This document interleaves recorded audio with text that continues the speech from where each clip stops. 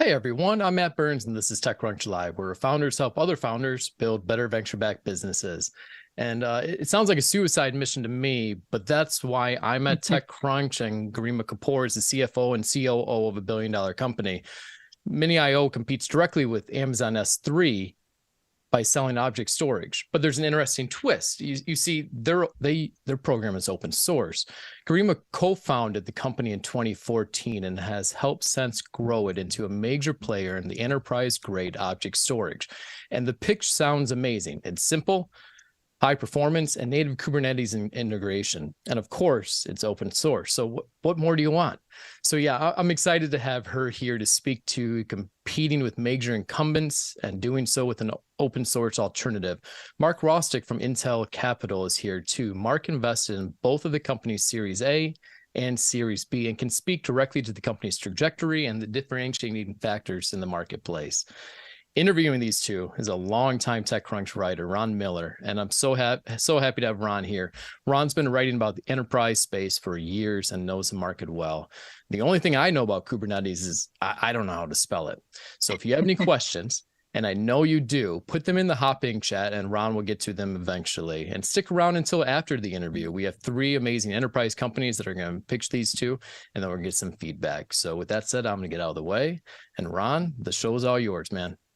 Thanks, Matt, and thanks for that lovely introduction. I'm so excited to be talking to our two guests today about the growth trajectory of Minio. And, Garima, I want to go back to the beginning. I want to go back to 2014, when you were thinking with your co-founder about starting an object storage startup. And, what had to be considered a fairly mature market, even at that time. And it was a brave move. And I'm sure there are a lot of people out there in our audience who are similarly thinking about, like, I want to establish a company and I want to go into an established market. So what did you think that you could do better than the established players could do at the time? Yeah, I think there's a running joke in the storage industry that storage industry is considered as graveyard for startups. So when we were, going through the soul searching phase in terms of what we wanted to do next, we wanted to solve the problem of data, right? We knew that data is a problem that is going to outlive us, and it's a relevant problem and a problem that we can hack for another 20, 30 years and still be relevant. So that was the idea around it. Storage came a little bit later as a part of the solution that we wanted to deliver. And, right around the time, AWS had convinced the world, or was convincing the world, that object storage is the right platform to store all the structured data at scale and unstructured data. So that was the thesis, that AWS S3 will be relevant only within the AWS, and Minio is going to be relevant everywhere, wherever data is getting generated. So that was the story behind it. And storage at a high level is considered like a very conservative market, because customers specifically, they don't want to try new storage products because data is so critical to them. So any new incumbent, a new player in the market, it is very important that you get to establish yourself first, and then get into the traction. So that's also one of the reasons that why storage startups, you see a lot of consolidation even within the industry.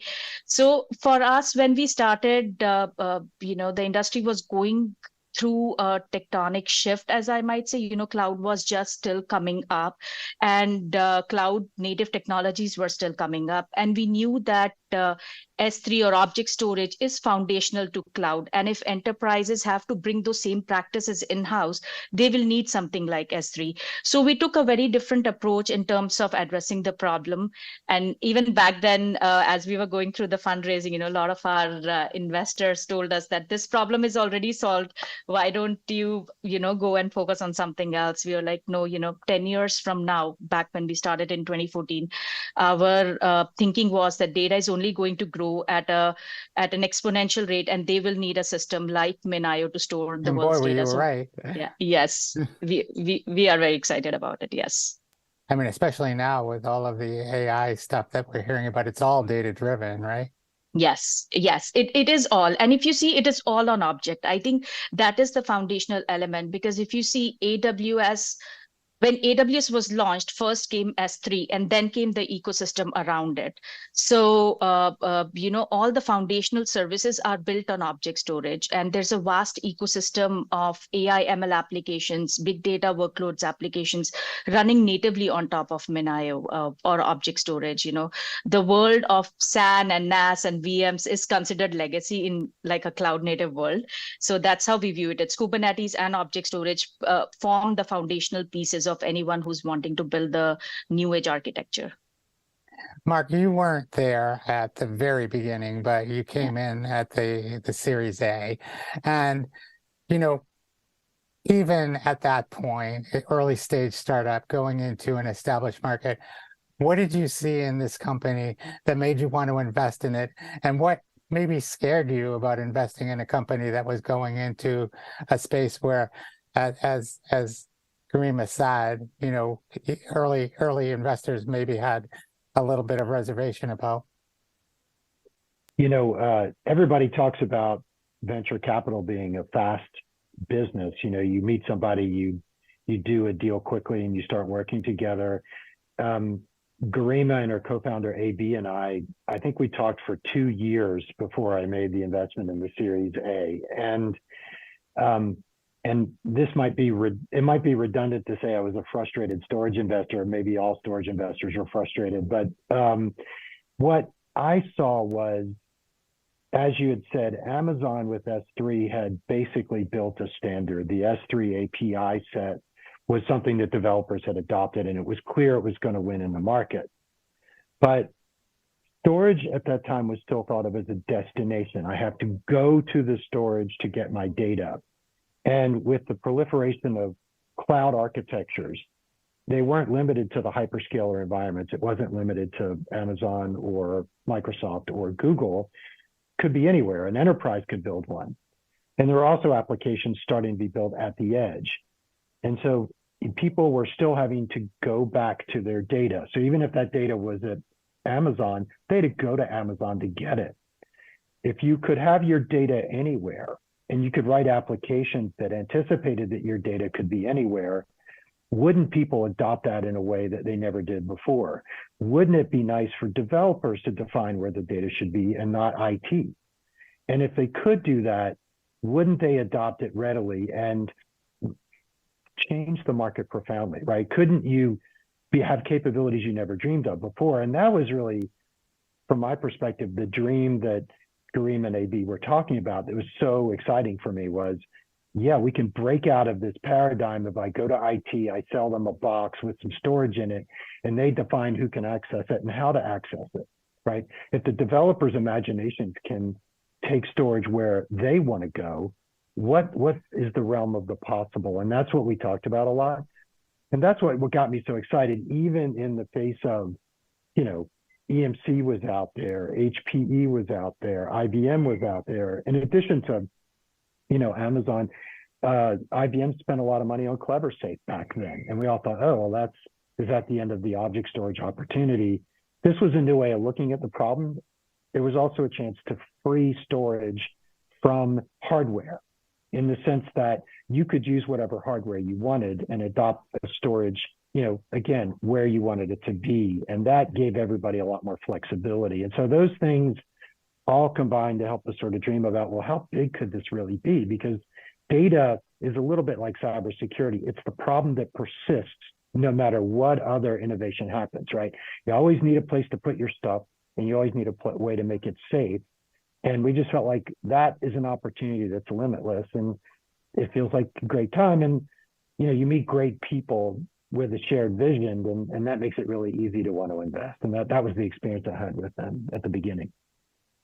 So when you went to your partners and you said, I'm investing in object storage, did you get some pushback? And did some people make the argument like, as Garima said, the early investors said, this is the early people they went to, this is a solved problem.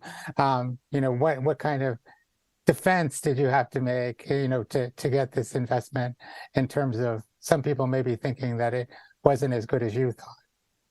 Well, frankly, there was pushback, and it wasn't just, hey, haven't we taken a beating in storage a couple times? Do you really want to do this again? We had made money in storage, but we'd taken some beatings too.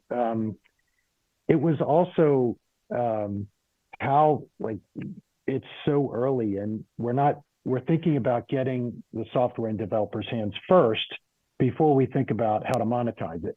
So more like a consumer application would proliferate, and then you figure out how to monetize. AB and Garima had this vision of, if we can get it everywhere, we know it can be a big opportunity. And people at the time, my partners struggled with that a little bit. And they said, well, wait a minute, what are you doing again? And I think,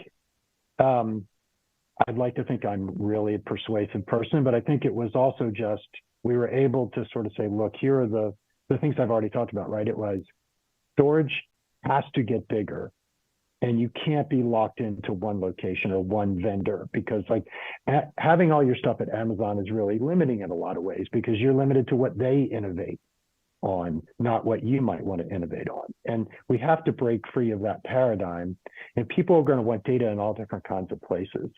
And so ultimately, I think maybe much like I was taking a bet on Garima and AB, my partners took a bet on me because I had such conviction about this, that they finally relented and said, okay, fine, here's the rope, you can hang yourself with it. And, then it was really time to get to work. But as an investor, oftentimes the best investments you make are the ones that are done when you don't have consensus, right? A lot of times, if everything's obvious, then it makes you think, well, is this really a big opportunity, right? I actually like to have the argument with people who are naysayers, or sometimes I'm that naysayer. It forces you to be better, and it forces you to think about, how good could this be if things go right? And I think that's why a lot of investors have found that in the event of a non-consensus, where there's conflict, you actually make some of your best investments. So Garima, when you went to those early investors and you had to convince the same way that you eventually had to convince Mark, and Mark had to convince his partners, what were some of those challenges in terms of getting people on board with your vision? And for people out there who are starting companies, maybe not object storage companies, but companies with established markets that are facing kind of similar questions from investors about, should I be investing in this? Is this a solved problem? And how you kind of push back against that and say, my vision is really something compelling, and you should be investing in me. Yeah, I mean, so because of AB's previous success with Gluster and whatnot, so for us, fundraising had different challenge because, from our standpoint, we had multiple people who wanted to invest in us. And for us, we really wanted to pick the right partner that can help us get to the next level. Like Mark told, we were talking to him for almost 2 years before we actually officially started working together through Series A and whatnot. So for us, because of the background and whatnot, our problem was we were spending a lot of time with multiple investors in terms of, making sure that we share the same world vision or how we solve the problems. And of course, you meet different people along the way, and we met with other VCs as well, and they did not share our world vision and how we see the market evolving. And we were very confident in terms of where we wanted to head. I think that is something that is super important. If someone is getting into crowded market or not, I see how fast the market is growing. I think that is where the focus should be, rather than, how many players are there. So if you can disrupt that market, there is always a place of disruption, and you need to pick the problem with a lot of clarity and see that that problem is relevant for next 10 to 20 years. So I think that clarity, if you have within yourselves, you will end up picking the right partner. It's just a matter of time. There will always be investors who will say the market is too small. I still have an email from a tier one VC who actually told us that, oh, this is a niche market, and we are going to respectfully pass. And they were kind enough to give us the feedback, which was helpful for us. But that's okay. That's part of doing business. And we have proved ourselves along the way and the journey, and things have worked out great for us. So if you have clarity of vision in terms of where you're heading and the problem is relevant enough, crowded market or not doesn't really matter. In fact, crowded market is a good sign that it is ready to be disrupted and there is a big demand of that problem. So that's how I view it. Absolutely. You seem to have taken the storage problem out of the IT department and put it into the hands of developers. And that was a big differentiator, right? And one way that you reached that developer community was by creating an open source solution. And I'm sure there are a lot of founders who are listening right now who are taking a similar approach. Can you talk about how that open source strategy drove your success or has driven your success? Yeah, I think open source, we deeply and foundationally believe, first of all, in open source. For us, this is not a strategy. We really believe that open source is the foundation for innovation, right? So, it was not an option for us whether we want to do a proprietary or, the other way. We knew that we wanted to do it in open source way. Also, open source, if you see, has come long way in last 10 or 15 years. Cloud would not have been built without open source. It is as simple as that. All the AI innovation that we are seeing with the foundational model would not be possible without open source. So open source is front and center of where the innovation happens. And for us, it was simple. And when we started the company, we knew that, we need to take an approach that is dramatically different from what customers have experienced in past, right? Storage industry has been dominated by hardware players. And, we knew that the next 10 years, because the scale of the data and because of the requirement, our applications are going to change in a drastic way. They will need infrastructure as a code. They will need something software defined. And the best way to get it in the hands of the people who are building the applications is through open source. And one of the foundational problem that, once there's a product market fit for your product, the next problem for any startup comes to the distribution problem, right? And this market that we operate in, it's all about, getting to the biggest market share. It's a winner take all market, quite simply. And you need to get the trust of the people very early on foundationally. So we were very clear on, that we need to build a product that is 100% open source. And, I don't think so there is any other company out there that does 100% open source storage. We are, we don't follow the open core model and whatnot. And that actually helped establish the trust with the developers that, whatever you get from Minio, you can trust them with 100%. They are never going to change any of the feature requirements, maybe lock it up for future as they're going in for a commercialization journey and so on. So I think that trust and the transparency was very foundational for us to get that developer mindset and get started with them. Also, second thing that we did was that open source traditionally has been thought in terms of, there's enterprise products and then there are open source products. So we really do not see any difference with them. We wanted to give the best of the class experience to the developers, how an enterprise grade product should look like. So we invested quite a bit in terms of, whether it is, the graphical user interface, whether it is the simple commands from our Minio client and so on, just delight them with all the experience that they have with Minio. From the single touch of, command, they should just fall in love with the product. So that's how that's what we focused on. And I think it has worked out well in our favor. We are 1 million Docker downloads a day and 1 billion downloads cumulatively. So I think that's one of the reasons of success for us. For you. Yes. Those are big numbers. Mark, when you look at a company like Minio that has that open source component, how does that, when you were making those arguments to your partners, and when you were looking at this as an investment, how did that kind of convince you or drive part of your interest in the company? Because that open source component would drive, not only top of the funnel, but also, developer interest in the product. Yeah, I mean, we have a long history investing in open source. Intel Capital was one of the original investors in Red Hat. as a matter of fact. We were investors in MySQL. And so, and many other companies in the open source realm as well. We have a very active, a fairly large portfolio of open source companies today. So open source itself wasn't something that made us uncomfortable. And it does offer, as Garima was explaining, a path to ubiquity that direct sales never gives you, right?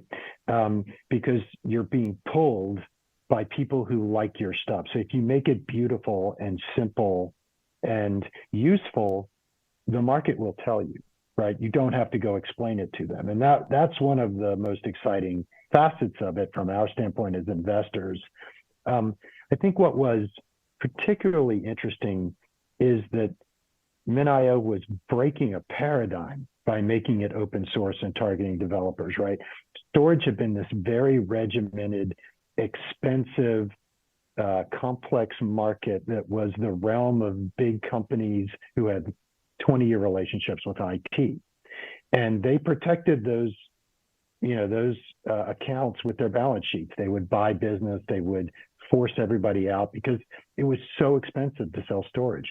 Minio came to the market and said, we're going to blow that up. We're going to make it super easy. The cloud showed us the way. Now we're going to democratize that and give that to all developers wherever they want to deploy. And that was a change that was super exciting, right? It's a little scary because you don't know how it's going to work, but it's also that if things go right, they could be so big that it becomes, something that you can't stay away from, right? And, I remember one of the things that haunted me early in my career is I met somebody who was actually an early employee at Google. And I sat next to them at work and they left their job to go to Google. And they said, what are you doing? Oh, we're starting a search company. I'm like, well, haven't we solved search? Like there were already search companies, right? Worst mistake of my career, right? That it turned out to be Google and look, a pillar of the industry today. So, and I learned from that, battling giants, I wrote it in a blog post when we invested in Series B, can become incredibly lucrative and satisfying if you do it the right way. And then here's a company that wants to blow up storage and do it a lot differently when Amazon paved a path for them. And so open source made it attractive because it was a path to ubiquity and it was a way to test developer interest readily without having to sell. And there was no conduit. We didn't have to beg IT to talk to us. We didn't have to compete with anybody else because we went straight to the user rather than to the gatekeeper. And that made it relatively easy for us to get excited about it, at least me. It was a way to see storage as something other than just this boring platform thing that a lot of people thought it was. So we have a couple more minutes where I'm going to ask questions and then I want to ask some audience questions, but I just want to remind the audience that they can feel free to contribute questions in the hop-in chat window and Matt will pass them along to me. So for my last question, perhaps, at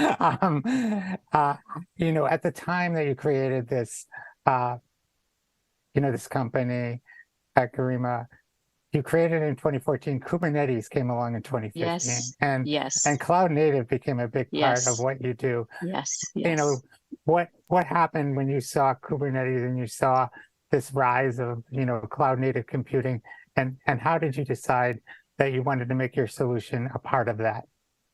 Yeah. So for us, as this transition was happening, we knew that SAN and NAS and VMworld is going to become a legacy. We were very clear in that term. And like you rightly mentioned, 2015 was when Kubernetes was rising. And that is where we were also setting up the foundational architecture for Minio. So whatever we took into consideration in terms of building the product, correctly to address the developer needs and whatnot. We took into consideration how Kubernetes was also evolving and how developers are going to consume storage or are going to orchestrate storage at scale. So I think that was extremely foundational for us in terms to make it as much native as possible. Just do a single Docker pull for Minio and you will be able to get started with Minio object storage and less than 10 minutes of time. So it is the simplicity of the product, the ease of the deployment, and the ease to get it integrated with your application. I think those were the things that were very important to us. And Kubernetes gave the freedom to the application developers in terms of moving the compute wherever they needed to move and be wherever, irrespective of the underlying infrastructure. And for them, the application developers, they didn't want to change the protocol, whether they are going from AWS to Azure to Google Cloud to on-prem. They just wanted like a underlying consistent storage platform where, no matter where they go, their applications can talk the same language or same API. So I think that was very foundational in terms of how both of our trajectories have grown. And Minio can be deployed in bare metal, VMs, Kubernetes, we don't care. But what we see that at scale, when it comes to scale of deployment, like petabytes and petabytes of storage, that is where customers really want to focus on Kubernetes for the ease of the deployment at scale and orchestrating it wherever they need to be. And that makes the life super simple for a lot of the developers. So we took a lot of architectural decisions. We built Minio operator, just focused on the ease of deployment. If someone already has kubeparts running, they can just deploy Minio with Minio operator. So we did a lot of decisions in terms of making life easy for the application developers for Kubernetes ecosystem. Okay, so for the last few minutes of my part of the show, I'm going to ask you some audience questions. And Carter asks, do you actively contribute to other open source projects or collaborate with industry standards organizations? So in terms of industry standard organizations, I mean, one of our biggest use case is data lake use case for Minio, where, customers are standardizing on Minio for object store. And of course, that data lake, open data lake in terms of running open source Spark or open source Presto and whatnot. So we do send those optimization upstream. Amazon EMR, that's just Spark running on S3, and they did some proprietary changes on the S3. We just submitted some of the code upstream, and now it is available for community to use and take advantage. So yes, we do take, work with collaborative projects in our space in order to make the experience better for the overall community and the end use cases. So Sean asks, what strategies do you employ to foster a collaborative and inclusive open source community around your solution?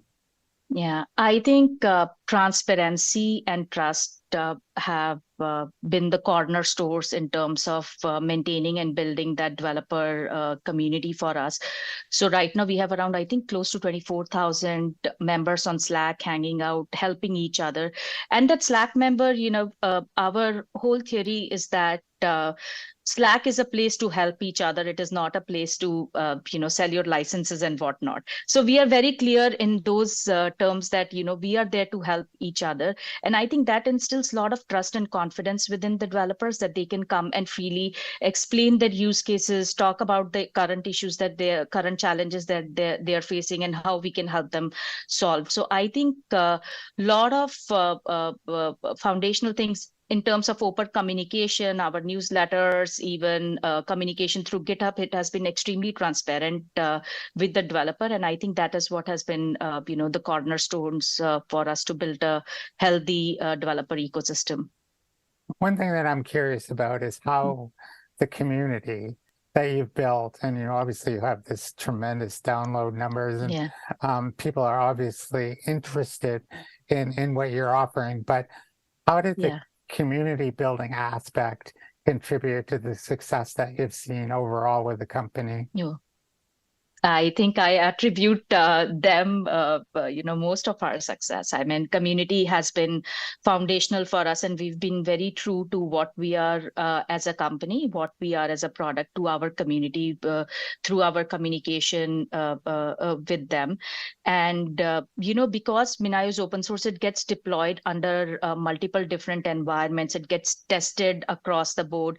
If AWS breaks an API, if AWS SDK breaks an API, we will get to know first about it. So it is very, very thriving community and very open communication. And, without that bigger setup, we are just a small, startup as compared to Dells of the world and whatnot. But we have been able to disrupt this space only because we have a very strong community and a very strong developer ecosystem. So I attribute most of our success to them. So Melissa asks, and it's sort of related to what you just said, but yeah, how you address governance and decision making with the open source project and the community that you built. Yeah, so it is not so just to clarify, right, it is not a foundation run project. It is something that we build grounds up. So this is something, when we started the project from 0 lines of code. So first of all, this is not a foundation run project. So in terms of governance, we review the code that comes in from the open source, and we get to give them the feedback in terms of what the expectations are, how the code needs to be published and whatnot. So we control the upstream. So a lot of those decisions that you would see in a foundation run project, we don't have to deal with just because it is, we are the upstream maintainers of Minio. So Ruby asks, and it's again related to kind of what you just answered, but Yeah. A little bit more detailed, is how Yeah. the company's stance on the intellectual property, and how whether you hold patents, and how you ensure the freedom of use of the software. And I would add in, ensuring that you have a commercial aspect that allows you to make money, right? Yeah. So we are 100% open source, and our license is under copyleft license, which is AGPL. So in terms of commercialization, it's a dual license. Anyone who wants to be free from open source obligations and whatnot gets a commercial license from us. So it's very simple, straightforward engagement there. And in terms of how do we protect from IPs, these copyleft licenses are written in a way to protect freedoms to the true sense, freedom, freedom of the creator, freedom of the user as well. So a lot of the things get protected through that. And just because it is a project that we have written from scratch, we are the 100% copyright owner of that. So that helps us protect quite a bit in terms of how others are going to use our product, in what way, and if they are respecting our license and whatnot. So and there was a question on patents. We don't hold patents. We think patents are evil, as per open source philosophy. So, but I think in terms of protection, you really don't need patents. I think if you have copyrights, if you have the licensing agreements that you have are pretty correctly worded, I think you should be in good shape to protect your innovation. All right. Well, I can't believe it. My segment is already over. And I want to thank both of you for the incredible interview, for taking the time to speak with me. And I'm going to pass it off to Matt. Thank you for having us. For the next segment. And thanks, everyone. All right. Thanks, Ron. I appreciate it. Patents are evil, right? Is that what you just said? Yes, they are. Yeah. I just want to dive into that just real quick. But when do you think patents make sense for startups? I think if you're a proprietary company, so I think for us, either you do 100% open source or you're 100% proprietary. We as founders don't like anything in middle, that you do half open core, do something proprietary, something open source. That doesn't work well for us as a company. If you are a proprietary company, of course, you want to protect yourself. Go for the patents. In open source world, we believe that the foundations of innovation needs to be on the back of sharing the knowledge. Now think about it this way, right? If you have an apple and I have an apple, and if we exchange, we still have one apple each. But if you have an idea and I have an idea and we exchange it, it's both of us now have 2 ideas. So that's the power of open source. That's the power of sharing. And that's the foundation on which open source was built. Of course, there are freedoms that if we are giving you the freedom, to build on top of open source, we are also expecting you to extend that freedom to your end users as well. So that freedom needs to, flow through. It cannot, certain proprietary companies, if they're going to use it and abuse it, that is something that is looked down upon in the open source world. But the licensing is written in a way for especially copyleft licenses that they protect the freedom end to end when it comes to using the open source software. It's almost like you've been running an open source company for the last 10 years. You might be right. Yeah. Okay. Well, Matt, just one quick comment. Of course. Intellectual property strategy is a really important thing for any startup, right? And what's right for you is so nuanced. It's hard to say, here's when it's the right thing to do to have a patent, here's when it's not. Minio has been really thoughtful about what they have done. All I would advise, prospective founders is think through that at the beginning, get some good advice about what to do, and then follow through on it. Because it can be very important what kind of intellectual property you seek or protection you seek is really sort of specific to your situation. So it's hard to apply a broad rule. So just a word of advice to make sure you have a strategy and you get good advice before you start. That is a good advice. And Mark has a background in law, so whatever he's saying is really solid piece of advice. I'm a recovering ex-lawyer, though, so I'm almost over it. Okay. Well, thank you for that. But we're going to move into a new segment. We have pitch practice now. We have 3 companies lined up to pitch these 2 and everyone in the audience. The rules are they have 2 minutes to pitch, and then we're going to give them 4 minutes of feedback. And the feedback can be on anything from the pitch style to the company itself. So the first one we have here is Randall. Randall, if you can join our Zoom, I think you should be there in a second. Randall is coming to us from Formsio. Startup names are always so hard to say. Okay, Randall, if you can turn on your camera, your microphone. I just dropped your URL in our hopping chat so everyone has access to your homepage, and you can start your pitch anytime. Excellent. Thanks for the introduction. Good afternoon, everyone. My name is Randall Nachman, and I'm the founder of Formsio. Formsio is an end-to-end document automation software that helps organizations complete paperwork faster, more efficiently, and it provides a much better user experience. Traditionally, paperwork starts as a template that uses PDF or doc file formats. I'm sure everyone is familiar with those file formats and has used them to complete paperwork. PDF files can be complex to design, and the content is static. Although doc files have dynamic content, they lack acro form fields that you find in PDF files. Both file formats require often complex integrations to automate the population of data. And when they are filled out, often the data is siloed inside of these file formats, making it difficult to extract and utilize. Formsio is here to revolutionize document automation.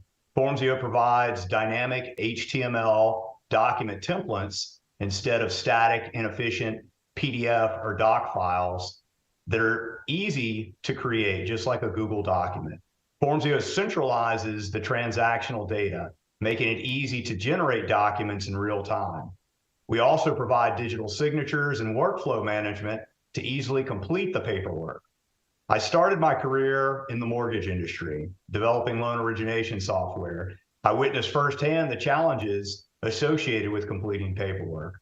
With Formsio, paper-intensive organizations can complete template-based document transactions faster while lowering risks associated with data entry errors, fraud, and poor customer experience. Okay, thanks, Randall. I did mortgages a different lifetime ago. Very nice. You're probably quite familiar with completing the paperwork that's associated with a mortgage. Thousands applications, of them, yes. Disclosures, everything. Yes, absolutely. Everything. Yep. All right, Mark, let's start with you. Hey, Randall, thanks for the pitch. I appreciate it. Garima mentioned I try to keep it a secret that I'm a recovering ex-lawyer, so I've wrestled with lots of documents in my lifetime. And I do think this is an area ripe for innovation. I think the things I would think about are it's hard to understand in the abstract where I apply this. And so my advice would be to really focus on what are a few use cases where this is really compelling and super easy, and that you could really accelerate traction and grab some pull right out of the gate. Because what I think investors will be interested in is, have you tried this on people? Have they adopted it? Do people really like what you're doing? And usually at the beginning, a specific full solution that somebody can just grab and use is the fastest way to some scale, and to demonstrate that you have what investors would call product market fit. So it would be interesting, we don't have the time today, but interesting to hear how you could point this. You mentioned mortgages as an example, but specific use cases where you could demonstrate how much easier it is to use Formsio instead of something else. And then maybe even say, look, by doing it this way, you lower the overhead costs associated with it. So it might be a easier thing to do and a more cost-efficient thing to do that would grab people's attention. And how do I do that? We just talked about open source and developer adoption.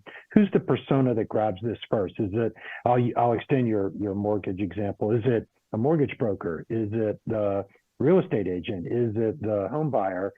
How do we get people to grab it more readily so that, again, it's really easy for somebody to get you into their workflow in a way that it looks seamless? I agree with you 100%. I've had some concerns about trying to fit that into this pitch, but in my pitch deck, I identify legal, lending, compliance, HR, real estate, and insurance. And the document types would be applications, agreements, disclosures, compliance, tax forms, estimates, invoices. So I do dive into that for these template-based, paper-intensive types of organizations. One final comment, and then I'm sure Garima has other observations, but I would say also think about, what do you have to integrate into? Like, where do these documents go? How do people use them for whatever other systems they have? Because that trips a lot of people up. You don't want to be an island. So you have to think about what else is in that document flow. Where do they send that data? How do you integrate into that in a way that they don't have to think about again? That is absolutely something that is part of a part of the pitch deck too, is the ability to grab data from other third-party sources like your Salesforces, and also pushing these completed documents into your document management systems. Gotcha. All right, Garima, let's go over to you. Yeah, just in addition to what Mark said, right? I mean, this is a new space for me. So just to give in terms of, the pitching perspective overall, I like it when, founders come and introduce themselves, just so that, it helps in setting the credibility for themselves just right in, initial 10 seconds or so. That really helps set that trust and set that, pitch in the right way. And then secondly, if you can add some competitive landscape, that just helps, grasp the problem in a little bit better way. Those would be the only two feedback that I would have, just in terms of pitching and laying out a story, because I think initial 5 minutes or so foundational as you are pitching. It's just, that's the time when people just get attached to it or detached to it. So just something to consider. I've got a competitive competition slide in my deck: PandaDoc, DocuSign, Dropbox Sign, Adobe Sign. Those are all part of the competitive landscape, and I identify the differences between Formsio and these competing solutions. Mainly the elimination of PDF and doc files from the technology stack. All these solutions wrap their services around these file formats, and those dependencies create bottlenecks. Well, Randall, thanks so much for participating today. I really appreciate it. No problem. Thank you, guys, for having me. I appreciate the feedback. Best of luck to you, Appreciate you coming in. All right, take care, guys. Okay, next we have Sergey. Sergey is coming from Neka. I'm going to drop this link into Hopin. And Sergey, there you are. How are you? So, hi, I'm fine. So, Great. can I start? Shall I start? Yes, you have 2 minutes. You can start that timer now. Okay, so hi, I'm Sergey, and I'm from Neka. Neka is a back office that creates value. Running a business can be hard. Every industry has specific challenges, and on top of it, lots of paperwork and the stress of making decisions under uncertainty. These last two issues can cost small businesses nearly 9% of the annual revenue and often lead to failure. Neka is here to make things easier. We develop a tool that not only simplifies paperwork, but also equips you with actionable data to make informed decisions. How we are different from other financial planning and accounting tools? The answer is simple. These tools either focus on the past data or speculate on future trends, but they don't do a great job in combining both. They're restricted by the data sources and data models. It's limiting the ability to work smoothly together and give you a full picture. Neka is different. We use various documents such as invoices, contracts, estimates as our primary data source, transforming them into structured, actionable data that allow us to integrate smoothly with most of the existing software, providing a solution that effectively uses both past and future insights. Picture this. Every PDF you upload to a cloud storage makes your analytics better. That's Neka in action. We offer a freemium SaaS model with extra revenue from service commissions like credits and insurance. We are targeting to assist 300 million small businesses worldwide, beginning with IT consulting firms in our region, about 9,000 of them. Our go-to-market strategy is simple. We integrate with existing software and we partner with financial service providers. We are a team of software developers and engineers from Stuttgart, Germany. We already work together on different projects. A keynote by NVIDIA CEO and co-founder highlighted one of our previous projects at conference in Munich in 2016. The MVP of Neka is up and running, currently used by 5 pilot clients, managing over 12,000 documents. We are Neka, and we are here to make your business easier. That was great. In time. Yeah, in time. You did it. Very good. It's my second speech in my life. Well, you did very well. Your thanks. energy was very, very high, and the smiles helped a lot. I really appreciate it. So, thank you. Yeah. All right, Mark, let's start with you. Yeah, Sergey, thanks. And, enthusiasm is always the first attribute people judge you on. So we appreciate the enthusiasm. Just maybe in getting right to feedback, I think when any business is addressing small and medium-sized businesses and enterprise, the big question is, how am I going to get to everybody? And how do I sell effectively? Because it is so hard to find all of these people, right? Because they happen to be all over the place and they're non-standard. Some of them aren't on the web, some of them are on the web. So, and then it's hard to address lots and lots of customers at once because you don't want to spend too much to sell to them because they tend to be high velocity, low ticket, maybe high churn businesses because small businesses go in and out of business all the time. So think about how you can tell investors why you have really unlocked the secret for selling into small business, right? What your value proposition is makes sense to me. Hey, you're uploading documents into some sort of cloud environment. I can take the data out of those documents and put it into a structured format so you can do, whether it's BI on top of it for you, or you can, if you're running any kind of models on top of it to sort of extract information about what they should do next. All of that makes a lot of sense to me, sort of intuitively from a capability standpoint. But I really like when people talk about a specific solution. We talked about this in the last session too. So in addition to the issue of selling to small and medium-sized enterprise, pick a couple of specific scenarios. Hey, this small business has this problem, right? And it could be they have trouble forecasting whether to sell on this website or that website, or they don't like to do truck rolls in their business and we're trying to figure out how to make them do less. Here's how our platform helps them do that. So then I understand sort of more specifically what problem you're solving. Now you might solve many other problems than that, but start with a couple that are pretty straightforward and obvious.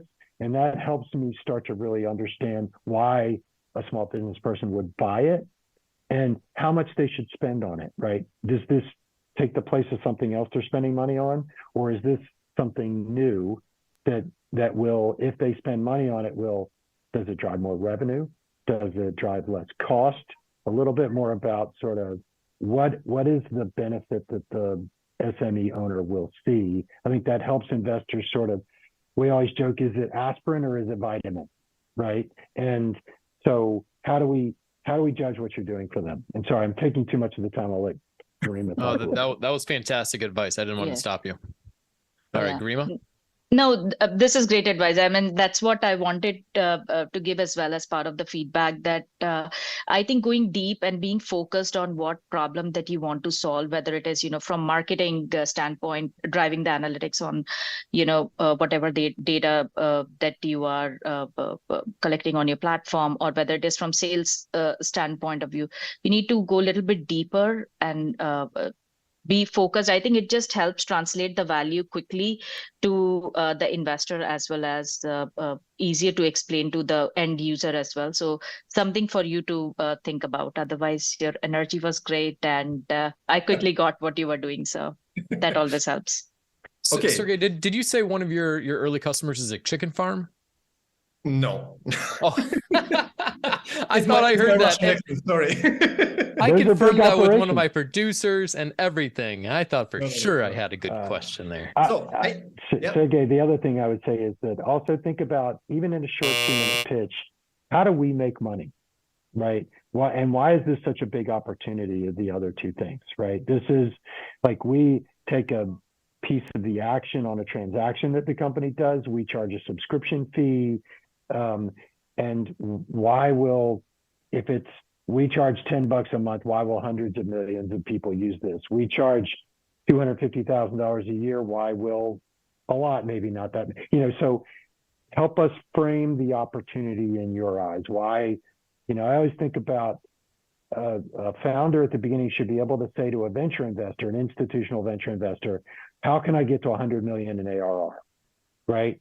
And so what's the vision for me getting to 100 million in ARR? If you can tell me that, and I believe it, you're halfway home with most investors, because that's how their calculus works mentally. Good, great. Thanks for the hits. So thank you so much. All right. You bet.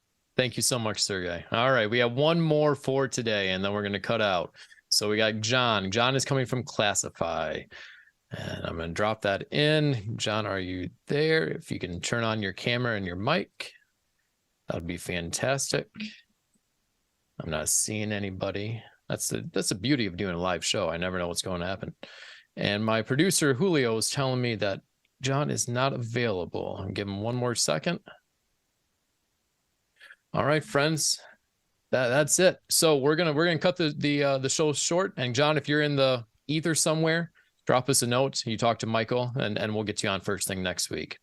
Gamora, Mark, thank you so much. We're gonna cut it there. Have a great day. We'll see you next week. Thanks, everybody. everyone. Yeah, Really. thanks.